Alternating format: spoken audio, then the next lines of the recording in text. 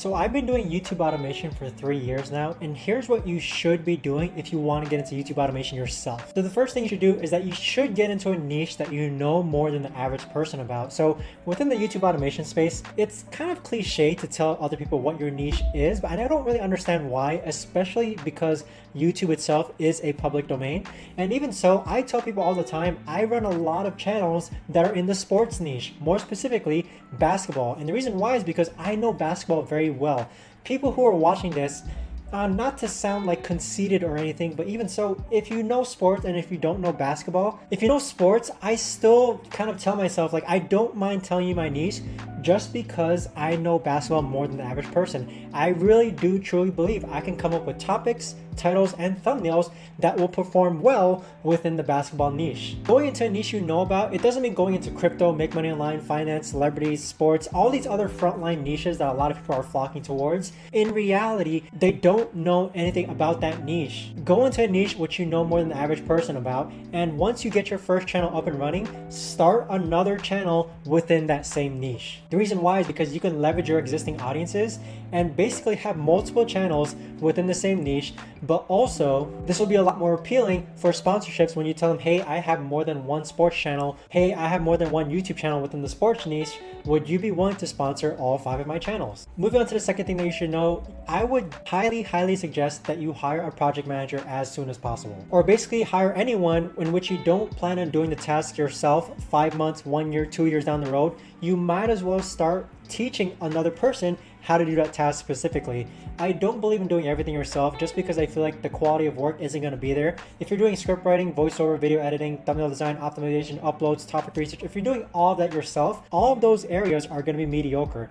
Stick to your specialty and ideally outsource everything. And ideally, you would need a project manager especially. A project manager has been super helpful in not only helping me run my own YouTube automation channels, but also just making my entire business much more efficient. Although there's a learning curve to it, I remember teaching 2 of my project managers. I have 2 just in case one goes on vacation or one gets sick, but having 2 project managers to run your entire YouTube business for you has been absolutely a huge time saver, and I imagine it will be for yourself as well. And the way you train your project manager is that once per week, I'll actually hop into a call with them and ask them what problems or issues arose and what other things they possibly need help with. And after about a month, both project managers were able to easily understand my business and run it efficiently the way that I wanted. All it took was about 8 hours total in training, and every once in a while, they're in direct communication lines with me anytime they need something in specific. Moving on to the third thing that you should be doing, especially if you're new to YouTube automation, it's you're gonna need to capitalize on both trending topics and evergreen topics. The idea behind that is that there's this thing called browse channels, in which if you capitalize on trending topics,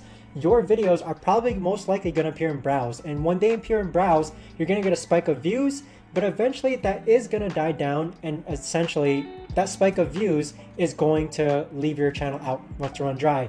I've had channels which capitalize a lot on browse traffic, and these channels have gone from $10,000 per month to $200 per month. I kid you not, that is a huge dramatic drop. Just because your channel is starting to trend upwards, there are some things that you can do to capitalize on that growth. But if you're relying primarily on trending topics, your channel is eventually going to die. It's going to level out, and you won't have to rely on viral videos as much if you were to start incorporating evergreen topics within your video production line. So out of 10 videos, I do recommend uploading 7 trending content videos and 3 evergreen content videos. But obviously, the more videos that you post, the better. The fourth thing you should know before you start a YouTube automation channel is that your best teacher in YouTube automation is likely going to be me. No, I'm just kidding though. So for real though, your best teacher when it comes to YouTube automation is going to be posting videos. Now, there are a lot of people teaching YouTube automation, a lot of people teaching how to do YouTube automation, how to research videos, how to create thumbnails, etc. But your best teacher is going to be you posting videos and analyzing your data.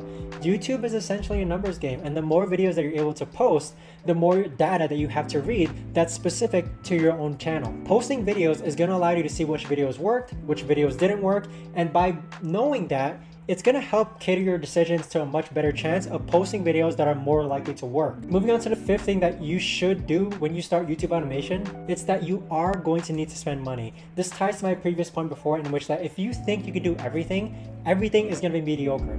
Focus on one thing, and ideally that should be either the thumbnails or the topic research. If you specialize in video editing, just specialize in video editing and partner with someone who actually knows how to research topics or write scripts. I don't recommend doing everything yourself just because that's going to lead to burnout, and it really isn't going to be an enjoyable experience when it comes to actually running your YouTube automation channel. You also gain more time if you outsource the work, and although it's going to cost some capital investment up front, your time is much more valuable than your money. With that, use your time how you want to spend it, and if you don't want to write scripts, if you don't want to do voiceovers, if you don't want to create thumbnails, then outsource that work and spend some money actually hiring people who specialize in those areas of work. The thing with spending money is that, especially a lot of people watching these videos, if you're younger, let's say like mid-30s, younger 20s or whatever, you have a lot of time to make that money back. The idea is that people are often afraid of risk, especially when it comes to finances. If you're in your early 20s or even early 30s, you still have a lot of time. Let's say that the YouTube automation quote unquote investment goes bad, you pour a couple $1,000s in, you have the rest of your life to make that money back. Compared to as if you're older, let's say around your late 70s, I wouldn't say YouTube automation would be for you, but even so, people who are, I know the audience of my YouTube, they're less than usually 40 years old. All of us, I imagine, can basically go into this risk of quote unquote YouTube automation investments, and if it doesn't work, which again, it's it's not guaranteed to work, we still have time, we still have years down the road to make back our investment, maybe through other means of monetization. Now, the last thing you should do when it comes to YouTube automation is that you should know when to pivot.